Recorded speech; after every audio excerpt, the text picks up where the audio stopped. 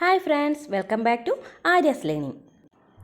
ഇന്ന് ടൈപ്പ് റൈറ്ററിൻ്റെ 17ാമത്തെ ക്ലാസ്സാണ്.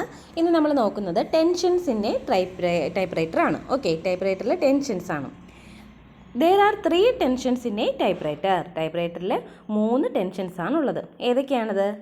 മെയിൻ സ്പ്രിംഗ് ടെൻഷൻ അഥവാ ക്യാരേജ് ടെൻഷൻ, കീ ടെൻഷൻ അഥവാ key lever tension, rack tension.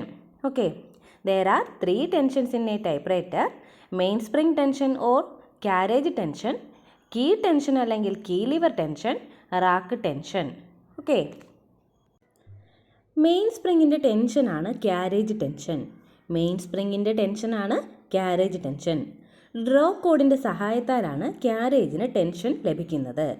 Main സ്പ്രിങ്ങിൽ നിന്നും ഡ്രോ കോഡ് വഴി ടെൻഷൻ ക്യാരേജിന് ലഭിക്കുന്നു. അതുവഴി ക്യാരേജ് റൈറ്റിൽ നിന്നും ലെഫ്റ്റിലേക്ക് മൂവ് ചെയ്യുന്നു. ഓക്കെ, അപ്പോൾ എങ്ങനെയാണ്? മെയിൻ സ്പ്രിങ്ങിൻ്റെ ടെൻഷനാണ് ക്യാരേജ് ടെൻഷൻ. ഡ്രോ കോഡിൻ്റെ സഹായത്താലാണ് ക്യാരേജിന് ടെൻഷൻ ലഭിക്കുന്നത്. അപ്പോൾ മെയിൻ സ്പ്രിങ്ങിൽ നിന്നുണ്ടാകുന്ന ടെൻഷൻ എന്ത് ചെയ്യും? ഡ്രോ കോഡ് വഴി ക്യാരേജിന് കിട്ടും. അപ്പോൾ എന്ത് സംഭവിക്കും? ക്യാരേജ് റൈറ്റിൽ നിന്നും ലെഫ്റ്റിലേക്ക് മൂവ് ചെയ്യുന്നു. മെയിൻ സ്പ്രിങ്ങിൻ്റെ ടെൻഷൻ കൂടിയാൽ എന്താണ്? ജെർക്കി മൂവ്മെൻറ്റ് ഉണ്ടാകും. ഓക്കെ, മെയിൻ സ്പ്രിങ്ങിൻ്റെ ടെൻഷൻ കുറഞ്ഞാലോ അത് സ്ലഗ്ഗിഷ് മൂവ്മെൻറ്റിന് കാരണമാകും.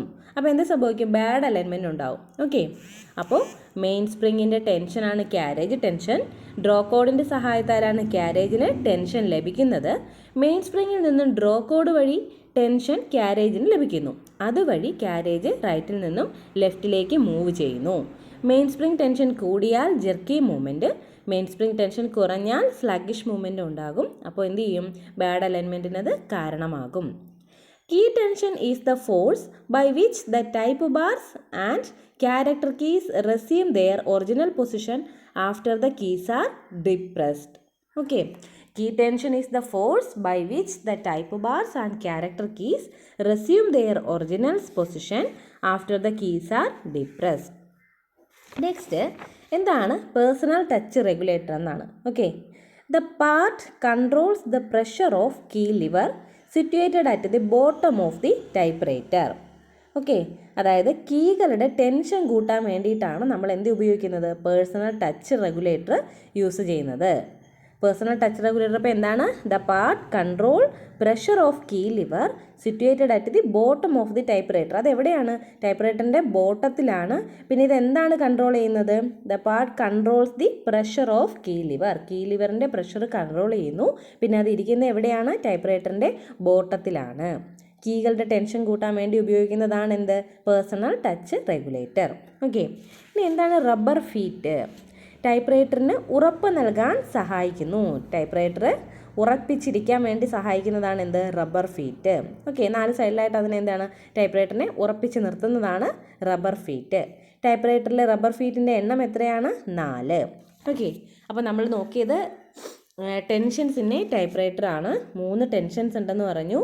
മെയിൻ സ്പ്രിംഗ് ടെൻഷൻ അല്ലെങ്കിൽ ക്യാരേജ് ടെൻഷൻ, കീ ടെൻഷൻ അല്ലെങ്കിൽ key lever tension, rack tension. Main സ്പ്രിങ്ങിൻ്റെ ടെൻഷനാണ് ക്യാരേജ് ടെൻഷൻ. ഡ്രോ കോഡിൻ്റെ സഹായത്താലാണ് ക്യാരേജിന് ടെൻഷൻ ലഭിക്കുന്നത്. മെയിൻ സ്പ്രിങ്ങിൽ നിന്നും ഡ്രോ കോഡ് വഴി ടെൻഷൻ ക്യാരേജിന് ലഭിക്കുന്നു.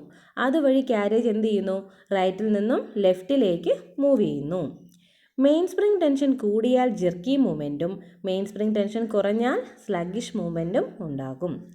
Key tension is the force by which the type bars and character keys resume their original position after the keys are depressed.